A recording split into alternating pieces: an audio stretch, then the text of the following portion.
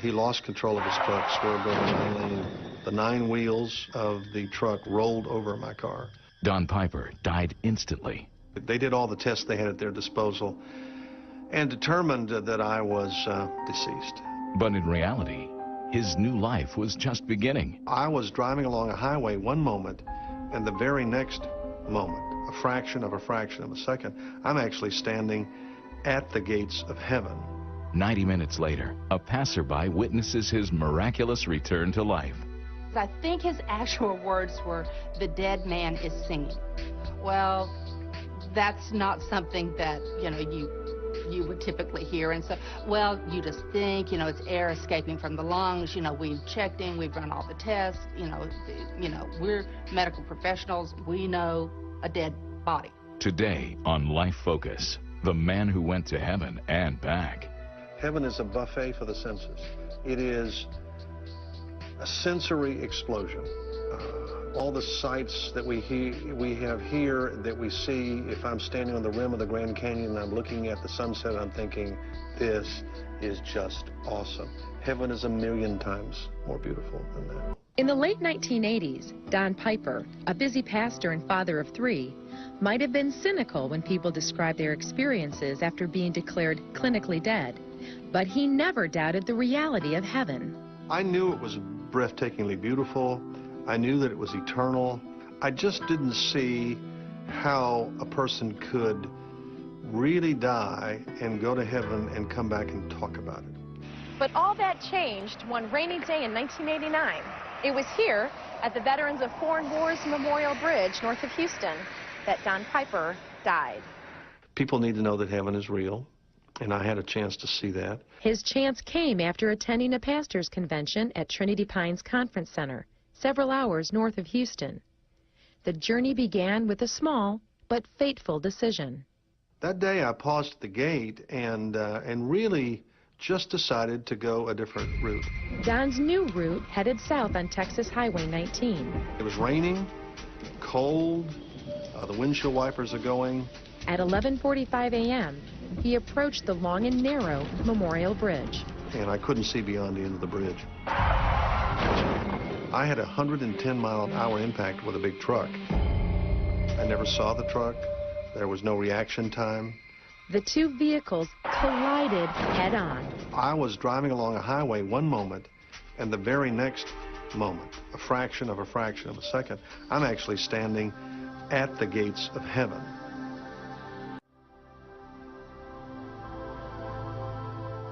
Don cannot recall the 90 minutes on Earth, but vividly remembers his experience in a more glorious place. The brilliance of the light, the magnificence of the light is beyond anything I have ever gazed upon here on Earth. It is almost as if everything is alive. It just glistens.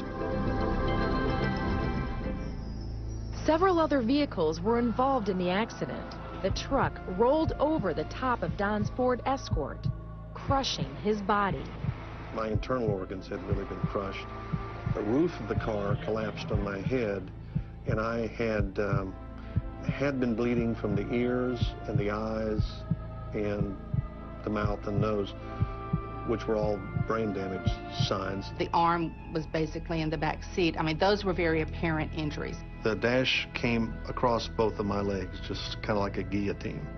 A guillotine that crushed his right leg and nearly severed his left leg above the knee. 4 inches of the femur, the largest bone in the human body, was ejected from the car. Apparently out the window into the lake because it was never located. His left arm was also nearly severed and missing several inches of bone. Eventually 4 ambulances arrived. They ran EKGs. They did all the tests they had at their disposal and determined that I was deceased. A policeman got a waterproof tarp out of his squad car, came over to my vehicle so no one would have to see what I looked like in the car. It was quite awful to look at. The news of the accident reached Don's wife, Eva, but she was not told the accident was fatal. There's been a wreck, and Don's been hurt. That's all they knew at that point in time. And the thing I remember most about that is just a very real sense of peace. Just covered me from my head to my toes. And I knew he was going to be okay. But medical personnel at the scene believed differently. They actually phoned for the county official, a justice of the peace, to come to the scene to sign documents which would allow the body to be transported to a mortuary. Until this man came to the scene. And I was a stranger to him. The late Dick Honorecker, seen here in a previously recorded interview, was also on his way home from the pastor's conference and stopped to help. Very candidly, it was as though I was compelled to stop and to pray for him. The Lord just impressed on me very emphatically, very urgently, that I was to pray for him. So Dick approached one of the officers and said, is there anyone here I can pray for? And he was told no, because the two people in the other two cars had actually been transported. And I, of course, was deceased. So they said, quite honestly, there is no one to pray for. But Dick insisted. And I laid my hands on him and began to pray for him, that there be no internal injuries and there be no head injuries. At 1:15 p.m., a full 90 minutes after Don Piper had been declared dead, the unbelievable happened. And I'm hearing a voice behind me. And that voice is the voice of Dick Honorecker. I began to sing, and all of a sudden I heard him singing with me. Hearing his own voice singing jarred this survivor back to earth. I was in utter brilliance in heaven. Now I'm in the dark, and I'm thinking, why is it dark? His next sensation? Excruciating pain. It was about to get as sorrowful and dreadful and painful as what I had just experienced was glorious and majestic. Every time my heart would beat, it would be like hitting my limbs with a hammer. Turned away from 2 local hospitals, Don felt every bump and shake during the nightmarish ride to Houston. It was just the most excruciating, powerful, throbbing pain that I didn't even know you could feel pain like that. Don finally arrived at Memorial Hermann Hospital's trauma center. My internal organs were intact. Doctors determined Don amazingly did not have any brain damage or head injuries. And even though my other injuries are cataclysmic, those 2 life-threatening experiences are no longer in existence. They have been prayed away by a man on a bridge under a tarp.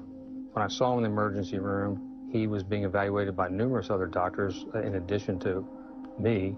It soon became evident to Dr. Thomas Grider, an orthopedic surgeon, if they didn't take drastic measures immediately, Don may not survive. We had to find a way to either take off the leg, or there was a new device that had not been used very often to save the leg.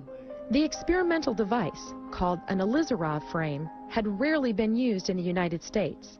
Because we have to put it into the leg through the muscles, is extremely painful, and that's why it's only used with a great deal of reluctance. Metal wires and rods force the bone to grow while keeping the surrounding tissue intact. The problem with that would be it could conceivably break or fail before the bone healed. Amputation would be less painful. He would only need probably 1 operation, then he'd be done with it, and then we could fit him with a prosthesis to let him get out of bed and start moving.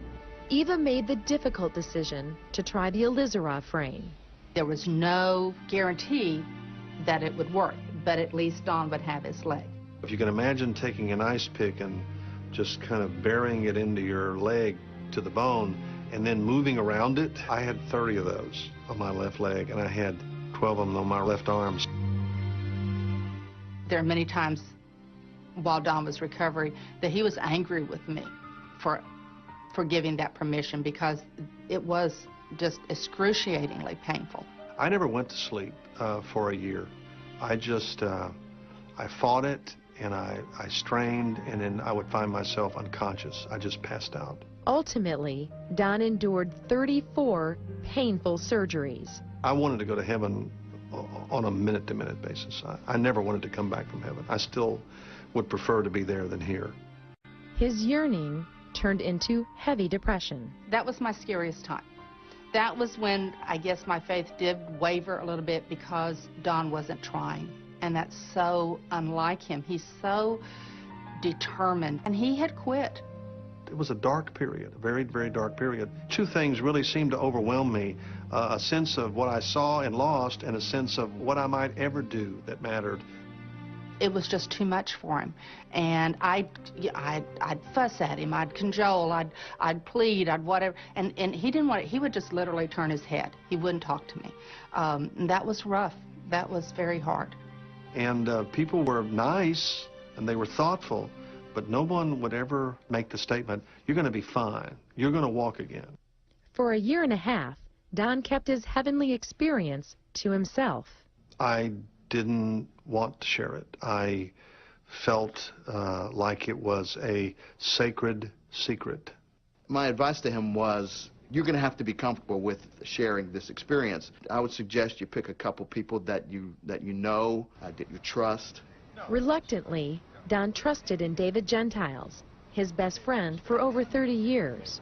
I guess he was just kind of seeing if I would laugh at him or say he was crazy or whatever. A small part of it probably had to do with the fact that I felt if I shared it, people would think that I just had lost it.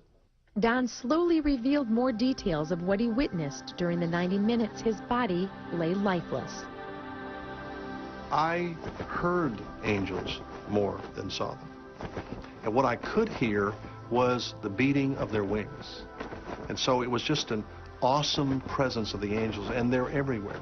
In heaven, you can hear thousands of glorious songs. You hear them all at the same time, and there is no chaos. Frankly, to have someone I knew sitting across from me saying, well, and I saw this, and it looked this color, and this was the sound, it was a little freaky. Don cannot forget the moment he reached Heaven's Gate. There was a parting of the crowd and revealing, the street, and so I began to move forward. And it was becoming obvious that it's time for me now, having been welcomed, to enter. I'm not sure we walked. I know that sounds very strange. Let's just say we moved. They moved toward the gate on what Don says appeared to be a street of gold. The closer you get to the gate, the brighter it gets, and inside the gate is an utter brilliance. I was in the presence of God, and I would never have to suffer pain again. I would never have to be weary again. I would never have to worry again. But as Don crossed the threshold, he paused. That pause was my moment to return. The culmination of all those prayers on earth was realized at that moment, as God, in his infinite wisdom, decided it was not my time and sent me back. Until Don shared his experience, Eva was hurt that Don wished he had not survived the accident. I was not real happy with him. And so when when I heard about the heaven experience, it was like, oh, now I get it. Because if you've been there, why would you want to be back here? My experience in heaven was the most real experience of my existence. I had an eyewitness account from someone who was very credible to me and trustworthy. And so there was a legitimacy. I know he's not prone to flights of fancy. He's a very logical, think-it-through person. Has always been that way.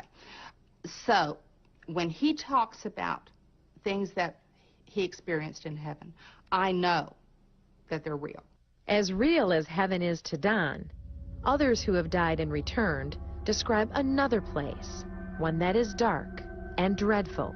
And they'll say, there were screams, there were flames, and there was sulfur. It was an agonizing, horrifying, stupefying place, and it's really, you could see it on their face. And then inevitably they will say, the reason I'm telling you this is because I want you, when you share, to let people know hell is real too. It was like being in a nightmare trying to scream, and as hard as you tried to scream, you couldn't get the word, you couldn't get the sound out. And it wasn't a nightmare. It was reality. It was my reality. And I can only say that it was hell. Several years ago, Sharon Maddox underwent surgery. Under anesthesia, she became aware of herself slipping away to a dark, black place. The darkness was thick. It was a total enveloping darkness. It was so dark you wouldn't have been able to see the hand in front of your face, is the way I describe it. I experienced gut-wrenching, excruciating pain.